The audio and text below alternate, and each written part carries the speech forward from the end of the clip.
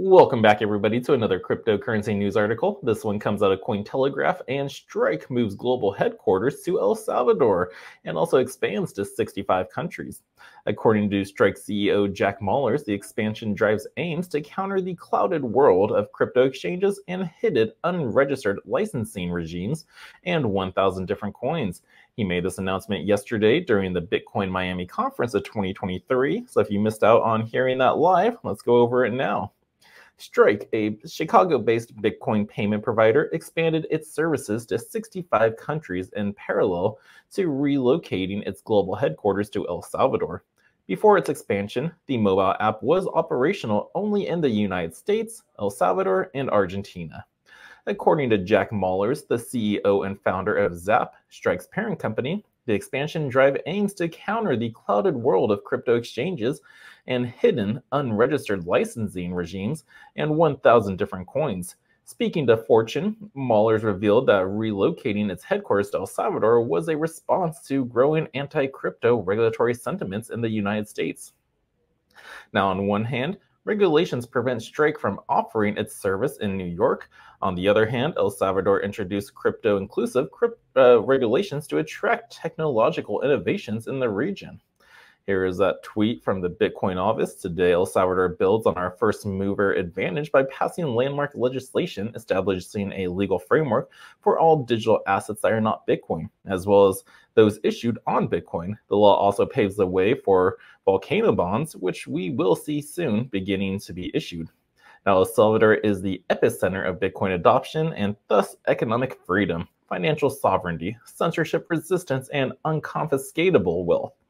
Now, when we issue the first of the volcano bonds, we will once again be blazing the path forward for this new monetary revolution. Now, during the discussion, Mueller spoke about El Salvador's success in establishing Bitcoin as legal tender. He believes merchant adoption wasn't what was defining success. Instead, he weighed El Salvador's Bitcoin adoption success in terms of other factors, including increased tourism. Now, Strike will initially allow users in the new global markets to only receive Bitcoin. However, Mueller's revealed plans to launch new features, including a debit card, by the end of the year for markets outside the US. Strike will enable US dollar payments via Tether, and 2 years ago, people would have made fun of me for our headquarters in El Salvador to launch product for 3 billion people. But now Coinbase is fighting with Gary Gensler, and he said, "Who's laughing now?" Mueller's concluded. Strike and crypto exchange Bitfinex were among the first crypto companies to bag operational licenses in El Salvador. Here's a tweet from Bitfinex when they got it. "We are now the world's first international digital asset platform to receive approval for digital asset service provider license under El Salvador's new digital assets issuance law. This is a milestone for financial freedom in Latin America." Now, this tweet was back in April 11th of 2023. Now, El Salvador's digital asset service provider license allows Bitfinex to facilitate the issuance and secondary trading of assets, with clearly defined rights and obligations in the jurisdiction. So yeah, they were clear about it. That's why everyone loves El Salvador and why they're moving there or setting up operations.